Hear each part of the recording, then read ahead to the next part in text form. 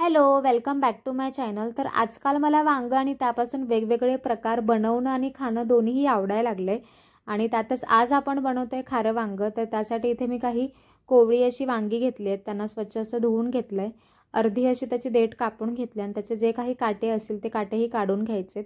आणि जसं आपण नेहमी भरल्या वांग्यासाठी वांगी चिरून घेतो त्याच पद्धतीने ह्या वांग्यासाठी सुद्धा आपल्याला ते चिरून घ्यायचे आहेत। म्हणजे एक वांगं घ्यायचं आणि त्याला मधून एक चीर द्यायची आणि एक उभी चीर द्यायची आणि पाणी असलेल्या भांड्यामध्ये ते तसंच ठेवून द्यायचं बुडवून। त्यानंतर घ्यायचं आहे एक छोटंसं असं मिक्सरचं भांडं, त्याच्यामध्ये घ्यायचं एक चमचा इतकं जिरे, एक 10 ते 12 लसणाच्या पाकळ्या, 5 ते 6 तिखट हिरव्या मिरच्या घ्यायच्या आहेत, सुकं खोबरं किंवा ओलं खोबरं जे घरात असेल ते घ्यायचं, एक साधारण 2 इंच इतकं बारीक त्याला कापायचे आणि एक मुठभर अशी कोथिंबीर घ्यायची आणि झाकण लावून त्याची चांगली अशी पेस्ट तयार करायची। जराशी जाडसर म्हणजे थोडेसे असे जिरे लागले पाहिजे, थोडीशी खोबऱ्याचे तुकडे तसेच लागले पाहिजेत, अशा पद्धतीने आपल्याला वाटण जे आहे ते तयार करून घ्यायचे। ते एका प्लेटमध्ये काढून घ्यायचे, त्याच्यामध्ये घालायचे आता आपल्याला शेंगदाण्याचं कूट। तर इथे मी 2 चमचे इतकं शेंगदाण्याचं कूट घालते। इन केस जर वाटण कमी पडलं तर शेंगदाण्याचं कूट घालून तुम्ही ते वापरू शकता। आणि त्यातच 1 टीस्पून इतकी हळद घालायची आणि थोडीशी अशी हिंग घालायचे आणि सर्व मिश्रण जे आहे ते व्यवस्थित असं मिक्स करायचे। आणि 1 चमचा इतकं आपल्याला तेल घालायचं जेणेकरून ते प्रॉपर बाइंडिंग होईल, म्हणजे आपण वांग्यामध्ये भरल्यानंतर ते त्या कढईमध्ये किंवा पॅनमध्ये ठेवून कितीही त्याला परतवलं तरी ते वाटण जे आहे ते बाहेर येणार नाही त्यासाठी। तर इथे तेल टाकून व्यवस्थित असं मी त्याला पुन्हा मिक्स करून घेतलंय आणि आता सगळी वांगी जी आहेत ती व्यवस्थित अशी आपल्याला भरून घ्यायची आहेत। अगदी असं म्हणजे दाट भरायचं, असं थोडं थोडंसं नाही भरायचं, जितकं बसेल तितकं दाबून दाबून ती वांगी जी आहे ती व्यवस्थित अशी भरून घ्यायची। तर इथे मी सगळी वांगी जी आहेत ती पटकन भरून घेते आणि त्यानंतर आता आपल्याला त्याला फक्त फोडणी द्यायची आहे। खूप पटकन रेसिपी होते, फार काही साहित्यही लागत नाही, मसाले वांग्यापेक्षा खूप कमी साहित्यामध्ये ही रेसिपी तयार होते आणि चवीला पण खूप चांगली लागते, असं एकदम गावरान काहीतरी खातोय असं फील होतं। आणि भाकरी, चपाती, फक्त भात ह्याच्याबरोबर कशाबरोबरही चांगली लागते। तर इथे वांगी जी आहे ती भरून चांगली तयार झालेली आहेत। त्यानंतर फोडणीसाठी इथे मी घेतला आहे एक पॅन आणि त्याच्यामध्ये जवळपास 1.5 चमचे इतकं तेल घालायचे आणि तेल व्यवस्थित गरम झालं की 1 टीस्पून इतकी मोहरी किंवा राई जे काही म्हणतो ते घालायचे आणि 1 टीस्पून इतकं जिरे घालायचे। ते व्यवस्थित असं परतवून झाल्यानंतर किंवा तळल्यानंतर कढीपत्त्याची एक 7-8 पानं घालायची आहेत।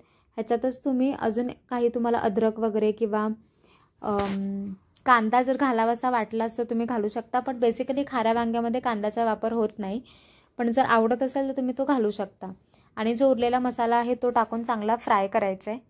त्यानंतर वांगी त्याच्यामध्ये ठेवायचे आणि व्यवस्थित अशी त्याला परतवून घ्यायचे सगळ्या बाजूने, जेणेकरून खाली जे तेल आहे कढईमधलं किंवा पॅनमधलं ते त्या वांग्याला लागेल आणि ते वाफायला पटकन मदत होईल। जर तुम्ही जसं ठेवलं तसंच जर हे केलं तर मग फक्त ते खालच्या बाजूने वाफेल आणि वरती ते तसंच कच्चं राहील। सो इथे मी सगळ्या बाजूने त्याला तेल मसाला सगळं असं लावून घेते आणि झाकण ठेवून एक 2-2.5 मिनिटाची अशी वाफ देते।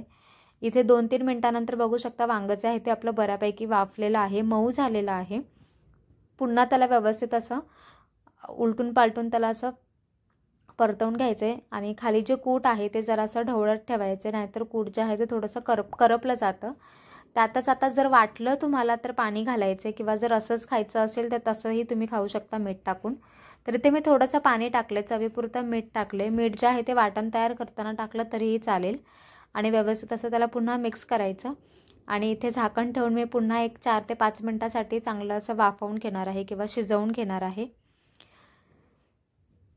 तर इथे एक 4 मिनिटानंतर आपली वांगी जी आहेत ती ऑलमोस्ट शिजलेली आहेत आणि थोडंसं पाणी राहिले त्याच्यामध्ये, म्हणून मी आता गॅस एकदम फुल फ्लेमला करते आणि ते पाणी पटकन आटवण्यासाठी 1-2 मिनिटासाठी तसंच मी त्याला ढवळत ठेवणार आहे। तर एक साधारण 2 ते 2.5 मिनिटानंतर तुम्ही इथे बघू शकता आपलं वांगं जे आहे तेही व्यवस्थित शिजलं आणि जे काही एक्स्ट्राचं पाणी होतं तेही आटलंय। वांगीसुद्धा मऊ आहेत, खूप जास्त असं गिजबीज नाही शिजवायचं वांगं, थोडंसं कच्चं असेल किंवा तसंच्या तसं दिसतं तसंच शिजवायचे। तर अशा पद्धतीने एकदम सोप्या पद्धतीने आपलं खारं वांगं जे आहे ते तयार झाले। तर आजचा व्हिडिओ जर आवडला असेल तर कॉमेंट बॉक्समध्ये कळवा, सोबतच चॅनलला देखील सबस्क्राईब करा, लाईक करा, शेअर करा, बेल आयकॉनवर सुद्धा तुम्ही प्रेस करू शकता।